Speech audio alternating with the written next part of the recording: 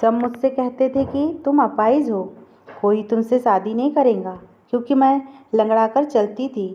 अक्सर औरतें मुझे अपनी बेटियों का दहेज दिखाकर जलाती थी।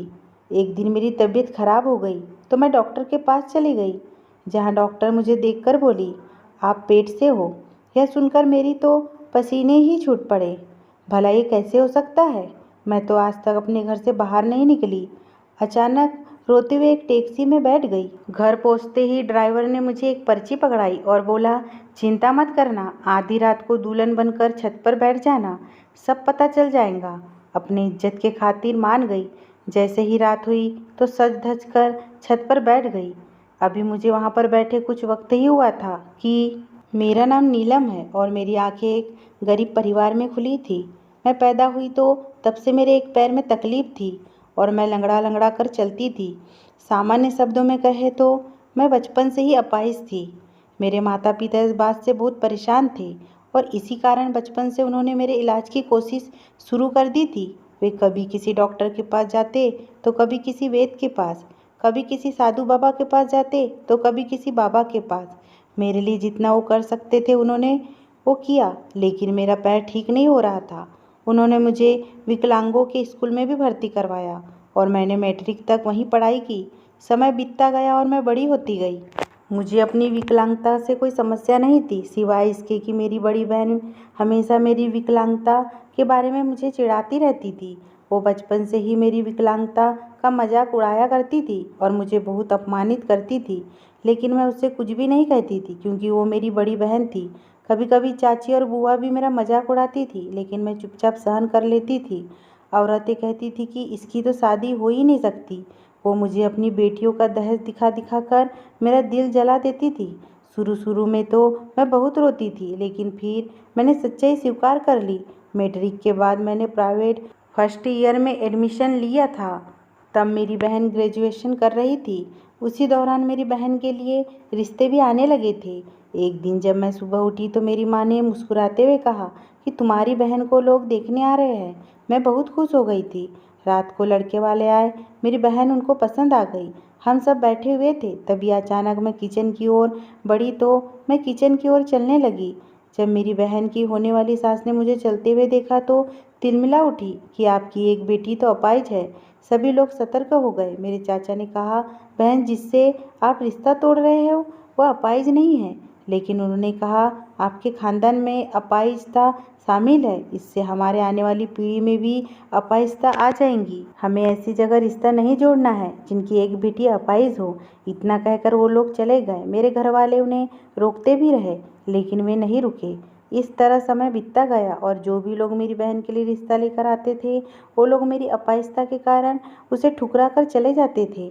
मैंने 12वीं पास कर ली थी और अब मेरी भी शादी की उम्र हो चुकी थी। मेरी बहन के साथ साथ मेरी माँ को मेरे रिश्ते की भी चिंता सताने लगी थी। फिर एक दिन एक और रिश्ता मेरी बहन को देखने के लिए आया, लेकिन बाद में जब उन्हें पता चला कि उनकी एक बहन दिव्यांग है तो सभी रिश्तों की तरह रिश्ता भी टूट गया। मेरी बहन गुस्से से पागल हो गई थी। अब घर के सभी सदस्यों ने ये तय कर लिया कि मेरी बहन का रिश्ता मेरे पिताजी के दोस्त के बड़े बेटे विशाल के साथ तय कर दिया जाएगा। मेरी बहन को वो लड़का बिल्कुल भी पसंद नहीं था, लेकिन गरीब घरों से लड़कियों की मर्जी कहाँ पूछी जाती है, इसलिए मेरी बहन और विशाल का रिश्ता तय कर दिया गया। मेरी बहन इस बात से खुश नहीं थी, बल्कि वो तो बहुत गुस्से में थी और उसी गुस्से की आग में वो जल रही थी। मेरे लिए भी कोई रिश्ता नहीं आ रहा था और मैं बहुत परेशान थी। मैं अब 22 साल की हो गई थी। मैं अपाहिज थी, इसलिए अकेले घर से बाहर भी नहीं जा सकती थी। सारा दिन मैं घर पर ही पड़ी रहती थी। मेरे जीजाजी विशाल कुछ भी काम नहीं करते थे, बस वे निकम्मे थे। मेरी बहन उनके साथ अपना जीवन बर्बाद नहीं कर सकती थी। मेरी बहन ने नर्सिंग में ग्रेजुएशन किया था तो वो जॉब करने की जिद करने लगी। आखिरकार पिताजी ने उनकी जिद मान ली और इससे कम से कम पैसों का सपोर्ट मिल जाएगा। और फिर मेरी बहन को एक हॉस्पिटल में नर्स की नौकरी मिल गई। समय बीत रहा था और मेरी बहन की शादी की तैयारियां शुरू हो गई थी। वो ये शादी नहीं करना चाहती थी, लेकिन फिर भी बेचारी बर्दाश्त कर रही थी। मुझे भी अपनी बहन पर बहुत तरस आ रहा था, लेकिन मैं उसके लिए कुछ भी नहीं कर सकती थी। कुछ दिनों से मेरे पेट में दर्द होने लगा था। मैं अपनी माँ को बताया तो माँ ने कहा कि चलो डॉक्टर के पास चलते हैं। लेकिन चाचा ने डांटते हुए कहा कि इस अपाइस को डॉक्टर के पास ले जाने की कोई ज़रूरत नहीं है। अरे क्या फ़ायदा हमें इसका, अब तक इलाज पर इतना पैसा खर्च हुआ, लेकिन ये तो ठीक नहीं हुई और अब और बीमारियों से भी खुद को घेर लिया है इसने। माँ ने चाचा से बात करने की भी कोशिश की, लेकिन सिर्फ चाचा की ही हमारे घर में चलती थी। चाचा ने यहाँ तक भी कह दिया था कि मरती है तो मरे, इसकी कौन सी शादी होने वाली है, ये तो अपाहिज है। ये बात मेरे दिल में तीर की तरह चुभ गई थी और फिर उस दिन के बाद मैंने अपनी बीमारी के बारे में किसी को भी नहीं बताया। मेरे पेट में दर्द बढ़ने लगा था और अब मुझे उल्टियाँ होने लगी थी। मेरी दीदी मुझसे नाराज़ तो थी, लेकिन वो मुझसे बहुत प्यार भी करती थी। एक दिन जब मैं दर्द से तड़प रही थी तो मेरी बहन ने मुझे देख लिया और तड़प कर बोली, गुड़िया क्या हुआ है तुझे? तो मैंने अपनी बहन को सब कुछ बता दिया। इस पर मेरी बहन चिल्लाकर बोली, गुड़िया तुमने मुझे ये पहले क्यों नहीं बताया? मैं तो रोज़ अस्पताल जाती हूँ, कल तुम मेरे साथ चलो, मैं तुम्हें एक अच्छी लेडी डॉक्टर को दिखाऊंगी। मैं भी खुश हो गई और फिर अगला दिन आ गया। मेरी दीदी ने चाचा को बताया कि वो मुझे अपनी किसी सहेली से मिलवाने ले जा रही है। चाचा ने डांटा कि इस अपाइस को अपने साथ मत लेकर जाओ, ये तो बहुत बुरी है, लेकिन दीदी ने जिद करके चाचा को मना ही लिया और फिर दीदी और मैं अस्पताल के लिए निकल पड़े। अस्पताल हमारे घर के आधा घंटे की दूरी पर था। हम अस्पताल पहुंच गए। मैं अपनी बेसाखी के सहारे चल रही थी। जब हम अस्पताल पहुंचे तो डॉक्टर साहिबा को आने के लिए अभी देर थी। हम लोग बैठकर इंतज़ार करने लगे। फिर जब डॉक्टर साहिबा आई तो मेरी बहन ने मुझे डॉक्टर के पास बैठाया और अपने काम पर चली गई और मुझसे कहा, गुड़िया अगर किसी भी चीज़ की ज़रूरत हो तो मुझे बुला लेना। मैंने कहा ठीक है। डॉक्टर साहिबा ने मेरा चेकअप किया और फिर मुझे एक अचंभित कर देने वाली खबर सुनाई, जिसे सुनकर मेरे पैरों तलों के नीचे से ज़मीन निकल गई। डॉक्टर साहिबा ने मुझसे कहा, बधाई हो, आप माँ बनने वाली हो। ये बात सुनकर तो मेरे पैरों के नीचे से ज़मीन ही निकल गई थी, क्योंकि ऐसा हो ही नहीं सकता था। मैं माँ कैसे बन सकती थी? उतने में मेरी बहन भी वहाँ आ गई। उन्होंने भी मेरी रिपोर्ट देख ली और दीदी के भी पैरों के नीचे से ज़मीन निकल गई। दीदी ने मुझसे कहा, ये रिपोर्ट मुझे दे दो, और मान लो कि डॉक्टर ने कभी रिपोर्ट दी ही नहीं थी। और फिर मुझसे कहा कि हम दूसरे डॉक्टर से भी टेस्ट करवा लेंगे, लेकिन तुम घर पर इस बारे में किसी को मत बताना। और साथ में दीदी ने मुझसे ये भी कहा कि गुड़िया अगर तुम किसी को पसंद करती थी तो तुम मुझे बता देती, मैं तुम्हारी शादी करवा देती। लेकिन मैंने कहा, दीदी मैं किसी को पसंद नहीं करती और ना ही मैं कभी किसी लड़के से मिली हूँ। लेकिन दीदी को शक था कि मैंने ज़रूर कुछ किया है। लेकिन दीदी ने मुझे सलाह दी कि ये बात तुम्हारे और मेरे बीच में ही रहेंगी और हम किसी को नहीं बताएंगे। अगर ये रिपोर्ट सच भी साबित हुई तो हम तुम्हारा ऑपरेशन करा देंगे। मैंने दीदी को यकीन दिलवाया कि मैंने कोई गलत काम नहीं किया, तो दीदी ने भी मुझ पर विश्वास कर लिया था। फिर दीदी मुझे अस्पताल के बाहर दरवाजे तक छोड़ने आई और कहा, आराम से घर जाना और चिंता मत करना। मैं इसलिए भी संतुष्ट थी क्योंकि मेरी बड़ी बहन मेरे साथ थी। मुझे टैक्सी नहीं मिली तो मैं बाहर आकर खड़ी हो गई।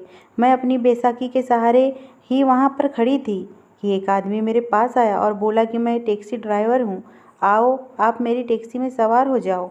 मैं धूप में खड़ी थी, इसलिए उस टैक्सी में चली गई। मैंने टैक्सी ड्राइवर को अपने घर का पता बताया तो वो मुझे घर ले जाने लगा। हम लोग पूरे रास्ते चुपचाप बैठे रहे थे, लेकिन फिर जब मैं उतरने लगी तो टैक्सी ड्राइवर ने मुझे मेरे नाम से बुलाया, नीलम बात सुनो। मुझे आश्चर्य हुआ कि ये मेरा नाम कैसे जानता है।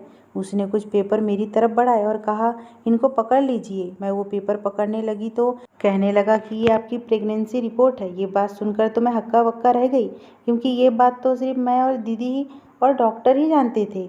इस टैक्सी ड्राइवर को कैसे पता चला? मुझे हैरान और परेशान देखकर वो टैक्सी ड्राइवर बोला, अगर तुम ये जानना चाहती हो कि इसकी सच्चाई क्या है, बिना शादी के तुम माँ कैसे बन गई, तो इसके लिए आज रात को सब लोगों के सोने के बाद दुल्हन की तरह तैयार होकर अपनी छत पर आ जाना। साथ में उसने ये भी कहा कि मैं एक बाबा जी को जानता हूँ जिन्होंने मुझे इस बारे में बताया है। इतना कहकर वो चला गया और मेरा मुंह खुला का खुला रह गया था। चिंतित होकर जब मैं घर गई तो मेरी माँ ने मुझसे मेरी तबीयत के बारे में पूछा तो मैंने कहा कि मैं बिल्कुल ठीक हूँ और साथ में ये भी बताया कि दीदी के ही दोस्त से मिलकर आई हूँ। वो लोग बहुत अच्छे हैं। लेकिन मेरी माँ जान गई थी कि मैं अस्पताल से आई हूँ। मैं बहुत परेशान थी कि ये सब मेरे साथ क्या हो रहा है। मैं बिना शादी और बिना किसी आदमी से मिले माँ कैसे बन सकती थी? लेकिन फिर उस टैक्सी ड्राइवर को ये सब कैसे पता चला? वो रात को क्या सच्चाई मुझे बताना चाहता है? मैं बहुत हैरान हो रही थी कि मैं क्या करूं। दीदी रात को काम से वापस आई और सीधे मेरे कमरे में आ गई और मुझे तसल्ली देने लगी। मुझे बोली सब ठीक हो जाएगा और परसों हम दूसरे डॉक्टर के पास टेस्ट करवाने जाएंगे। दीदी ने मुझे बहुत तसल्ली दी और चली गई, लेकिन जल्दबाजी में मैं दीदी को टैक्सी ड्राइवर के बारे में बताना ही भूल गई। रात को जब सब लोग सो गए तो मैं बारी बारी से सबके कमरे में जाकर देख कर आई और फिर अपने कमरे में आकर तैयार होने लगी। मैं अपाहिज थी, इसलिए मेरे साथ कमरे में कोई नहीं सोता था, मैं अकेले ही सोती थी। मैंने अपना मेकअप किया और दुल्हन की तरह तैयार होकर छत की तरफ चली गई। मुझे उस टैक्सी ड्राइवर ने दुल्हन की तरह तैयार होने के लिए कहा था और साथ में साधु बाबा का नाम भी लिया था, इसलिए मुझे सजना ही पड़ा। मैं छत पर गई तो छत पर कोई नहीं था। मैं कुछ देर तक वहीं खड़ी रही। फिर मैंने देखा कि हमारे पड़ोसी की छत लांघकर कोई हमारी छत पर आ गया। मैं घबरा गई, लेकिन वो ही टैक्सी ड्राइवर था। उसने आकर मुझे पकड़ लिया और मेरी आंखों में देखने लगा। मैं घबरा गई क्योंकि एक मर्द ने मेरे कंधे से पकड़ा था। मैंने खुद को छुड़वाने की बहुत कोशिश की थी, लेकिन उसने मेरा हाथ कस कर पकड़ लिया और कहने लगा, घबराओ नहीं, मैं तुम्हारी मदद करने के लिए आया हूँ। मुझे साधु बाबा ने यहाँ भेजा है। उन्होंने मुझे बताया कि तुम एक जीन के कारस्तान की वजह से माँ बनने वाली हो। इसके लिए ज़रूरी है कि कोई तुमसे शादी कर ले, इसलिए तुम मुझसे शादी कर लो। जब तुम मुझसे शादी करोगी तो वो जिन तुमसे दूर हो जाएगा। मैं तुम्हारे बच्चे को भी अपना नाम दूंगा। देखो, मैं पंडित जी को भी साथ में ले आया हूँ। इतना कहकर उसने किसी की ओर इशारा किया तो हमारे पड़ोसियों की छत से एक आदमी हमारी छत पर आ गया। वो पंडित जी ही लग रहे थे। उसके बाद उस टैक्सी ड्राइवर ने मुझसे कहा कि मुझसे शादी कर लो, मैं तुम्हारे बच्चे को अपना नाम दे दूंगा। जब वो मुझे ये बता रहा था, उसी वक्त मेरी चाची सीढ़ियों से छत पर आ रही थी। उन्होंने ये पूरा दृश्य देख भी लिया था और अब सुन भी लिया था। मेरी चाची वहीं से मुझ पर चिल्लाने लगी। मैं घबरा गई थी। टैक्सी ड्राइवर मुझसे कहने लगा, तुम्हारी चाची अब तुम्हें घर से निकाल देंगी, तुम मुझसे शादी कर लो। और साथ में वो रिपोर्ट दिखाने लगा। मुझे बोला, देखो तुम्हारा बच्चा मेरा बच्चा होगा। तब तक चाची वहाँ पहुँच गई थी और उन्होंने आकर मेरे चेहरे पर जोरदार तमाचा मारा और बोली, बाप दादा की इज्जत को मिट्टी में मिला रही हो, शर्म नहीं आती तुम्हें। इसी दौरान चाची ने उस टैक्सी ड्राइवर के हाथ में वो रिपोर्ट भी देख ली थी और गुस्से से चिल्लाई, ये पाप करते हुए तुम्हें शर्म नहीं आई। फिर ड्राइवर की ओर देखकर बोली, ये तुम्हारा ही गुनाह है ना। इसी दौरान चाची की आवाज़ सुनकर सारे घर वाले छत पर आ गए थे। ज़्यादा लोगों को देखकर ड्राइवर और पंडित जी तो भाग गए थे। अब वहाँ मैं ही थी और मेरे घर वाले जो मुझ पर चिल्ला रहे थे। मैंने सबके सामने रोते हुए कहा कि मैं निर्दोष हूँ, मैंने कुछ भी नहीं किया, लेकिन किसी ने भी मेरी एक ना सुनी। मेरे पिताजी ये कह रहे थे कि इसी दिन के लिए तुम्हारी परवरिश की हमने, और मेरी माँ बिना कुछ कहे बस रोए जा रही थी। मेरी चाची चिल्ला रही थी और मुझ पर तानों के तीर बरस रहे थे। बुआ और चाची भी चिल्ला रहे थे, हम तो तुम्हें बहुत शरीफ समझते थे, लेकिन तुम क्या निकली। बुआ और चाची ने ये तक कह दिया कि इस लड़की को घर से निकाल दो, यह हमारे बच्चों को भी बिगाड़ देंगी। हर कोई मुझ पर चिल्ला रहा था और मैं हर किसी के सामने अपनी बेगुनाही साबित करने की कोशिश कर रही थी, लेकिन कोई मेरी एक भी बात सुनने को तैयार नहीं था। उसी वक्त मेरी माँ को पता नहीं क्या हुआ और वो बेहोश होकर ज़मीन पर गिर गई। जब सभी लोग मेरी माँ को उठाने लगे तो मेरी दीदी ने चेक किया और कहा कि इनको जल्दी अस्पताल लेकर जाओ, इन्हें दिल का दौरा पड़ा है।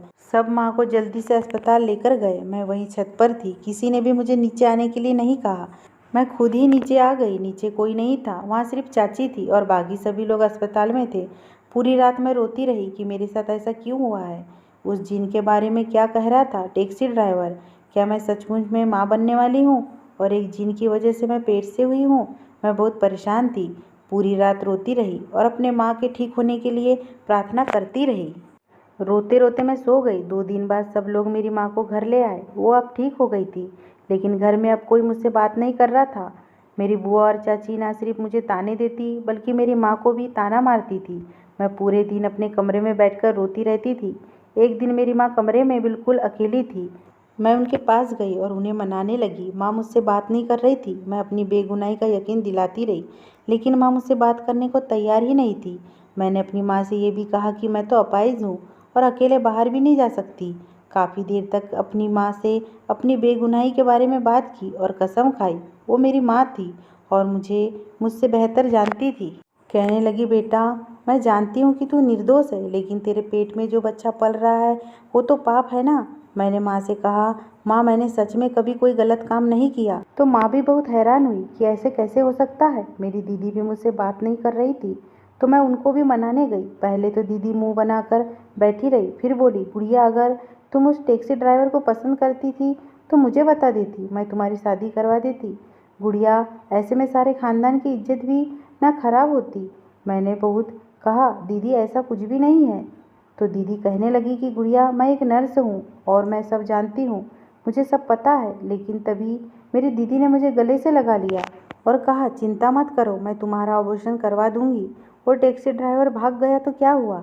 जब दीदी ने मुझे तसल्ली दी तो मुझे बहुत राहत महसूस हुई। बाकी घर में कोई भी मेरी बात सुनने को तैयार नहीं था। फूफा ने सभी को बुलाया और कहा, लड़की का वक्त गुजर रहा है और कुछ दिन बाद इसके गुनाह की करतूत दुनिया के सामने आ जाएंगी। लोगों का क्या है, जवाब क्या देंगे हम। इसका आशिक तो भाग गया और फिर अपना बच्चा छोड़कर गया है, इसलिए बेहतर यही है कि घर की बात घर में ही रहे। इसलिए विशाल से इसकी शादी कर देते हैं। ये बात सुनकर सब लोग परेशान हो गए थे, क्योंकि विशाल की तो दीदी से शादी तय हो गई थी। मेरी दीदी रोने लगी, लेकिन फिर कहने लगी, मैं अपनी बहन के लिए कुर्बानी दूंगी। बुआ ने यह बात नहीं मानी थी। 2 दिन बाद मेरी और विशाल की शादी हो गई। विशाल को भी इस बात पर बहुत गुस्सा था कि एक बदकिरदार लड़की से उसकी शादी कर दी गई थी। इसी वजह से मेरे पति मेरे साथ ठीक से सुलूक नहीं करते थे। शादी के बाद पहली रात उसने मुझे फर्श पर सुला दिया और खुद बिस्तर पर सो गया। वो मेरे साथ इतना बुरा बर्ताव करता था कि मैं क्या कहूँ। एक रात सभी घर वाले सो रहे थे, तभी मेरे पति ने मुझे बहुत मारा था और मैं दर्द के कारण सो नहीं पा रही थी। मैं बाहर आंगन में आकर बैठ गई। तभी मैंने छत पर एक अजीब सा दृश्य देखा। छत पर मेरी दीदी एक लड़के के साथ खड़ी होकर बात कर रही थी। ये देखकर मेरे पैरों से जमीन ही निकल गई। जब मैंने ध्यान से देखा तो वो लड़का कोई और नहीं बल्कि वही टैक्सी ड्राइवर था। मैं धीरे धीरे सीढ़ियाँ चढ़कर छत पर पहुंच गई। वो लोग सीढ़ियाँ के पीछे ही खड़े थे और मैं सीढ़ियों पे उनकी आवाज़ें सुन सकती थी। उनकी आवाज़ सुनकर मैं सीढ़ियों पर ही रुक गई और उनकी बातें सुनकर मेरे पैर कांपने लगे थे। मैंने जल्दी से अपने मोबाइल में वॉइस रिकॉर्डर चालू कर दी थी। मेरे पास एक छोटा बटन वाला सेल फ़ोन था जिसे मैं रोशनी करने के लिए अपने साथ लाई थी। मैंने आवाज़ की रिकॉर्डिंग शुरू कर दी थी क्योंकि वो बात ही ऐसी कर रहे थे। उनकी बातें सुनकर मैं थर थर काँपने लगी और फिर वापस नीचे चली गई। उनकी बातें मेरे दिल पर तीर की तरह चुभ गई थी। मेरा दिल कर रहा था कि फूट फूट कर रो दूँ, लेकिन अब इतनी दुखी हो गई थी कि आंसू भी नहीं निकल रहे थे। मैं अपना मोबाइल रखकर सो गई थी। कुछ दिन और बीत गए। एक दिन मेरे पति मेरे पास आए और मुझे कुछ कागजात देने लगे और बोले कि इन्हें खोलकर पढ़ो, ये तुम्हारी प्रेगनेंसी रिपोर्ट है। मैंने आश्चर्य से उन कागजों को उठाया और पढ़ने लगी। रिपोर्ट में लिखा था कि मैं पेट से नहीं हूँ। वो रिपोर्ट पढ़कर मैं हैरान हो गई और अपने पति से पूछने लगी, आपको ये बात कैसे पता चली। तो उन्होंने कहा, मैंने तुम्हारे मोबाइल फ़ोन से रिकॉर्ड सुनी थी और उससे मुझे सब कुछ पता चल गया। दरअसल उस दिन मेरी बहन उस टैक्सी ड्राइवर से इसी बारे में बात कर रही थी। वो टैक्सी ड्राइवर मेरा नहीं बल्कि मेरी बहन का आशिक था और मेरी बहन उससे प्यार करती थी, उससे शादी करना चाहती थी और दुर्भाग्यवश मेरी बहन ने उससे गुपचुप तरीके से शादी भी कर ली थी और अब वो माँ बनने वाली थी। जब मेरी बहन का विशाल से रिश्ता तय हुआ तो वो डर गई थी। फिर उसने एक तरकीब सोची और मुझे पेट खराब होने की और उल्टी होने वाली दवा दे दी। उसने वो दवाई मेरे खाने में मिला दी थी, जिसकी वजह से मेरे पेट में दर्द होता था और मुझे उल्टियाँ हो जाती थी। जब मैं चेकअप कराने के लिए डॉक्टर के पास गई तो उन्होंने रिपोर्ट पर नाम बदलवा दिया था। दरअसल मेरी बहन ने सोच समझकर मेरी ज़िंदगी बर्बाद कर दी थी। टैक्सी ड्राइवर का रात को हमारी छत पर आना, वो सब कुछ मेरी बहन का ही प्लान था और उस रात चाची को भी मेरी बहन ने ही छत पर भेज दिया था। उसी रात मुझे मालूम हुआ कि मेरी बहन जो मुझे गुड़िया गुड़िया कहती थी, वो बहन मेरी सगी बहन नहीं है। मेरे पिताजी ने मेरी माँ से शादी करने से पहले शादी की हुई थी, लेकिन किसी कारण वो परलोक सिधार गई। मेरी बहन ने अपनी सौतेली बहन होने का फ़र्क निभाया था। मेरे पति ने मुझे बताया कि जब उन्होंने रिकॉर्डिंग सुनी थी तो उन्होंने उस टैक्सी ड्राइवर का पता लगवाया और फिर उससे असली रिपोर्ट उगलवाई थी। मेरे पति ने मेरे आंसू पोंछ दिए और कहा कि आज से बल्कि अभी से मैं तुम्हारे साथ कभी भी बुरा सलूक नहीं करूँगा। मेरे पति मुझसे माफ़ी मांगने लगे थे। ये सारी बातें मेरी बुआ ने कमरे के बाहर खड़े होकर सुन ली थी और पूरे घर में तूफान मचा दिया था। रात का समय था जब सभी को खबर मिली थी और उसी वक्त मेरी बहन टैक्सी ड्राइवर के साथ घर से भाग रही थी और खुद तो भाग गई, साथ में मेरे पिताजी की जान लेकर भी गई। पिताजी के देहांत के कुछ दिनों बाद सब कुछ ठीक होने लगा था। अब सब कुछ सामान्य हो गया था। सबने मुझे माफ़ कर दिया था। मेरे पति भी अब मुझसे प्यार करने लगे थे। यह हमारे प्यार का ही असर था कि मेरे कामचोर पति अब काम पर जाने लगे थे और उन्होंने सारा घर संभाल लिया था। माँ भी अब मुझसे प्यार करने लगी थी। सब कुछ ठीक हो गया था। और फिर एक दिन मुझे एक खुशखबरी मिली। मैं इस बार माँ बनने पर बहुत खुश थी। मैं सोच रही थी कि मेरी बहन ने मेरी ही नहीं बल्कि सबकी ज़िंदगी बर्बाद कर दी थी, लेकिन फिर भी मेरी बाकी ज़िंदगी में बहुत अच्छा हुआ। मैं प्रार्थना करती हूँ कि भगवान मेरी बहन को भी मेरी तरह खुशहाल रखे। अगर ये स्टोरी पसंद आई हो दोस्तों, तो प्लीज़ मेरे चैनल को सब्सक्राइब करना ना भूलें और प्लीज़ प्लीज़ मुझे सपोर्ट कीजिए।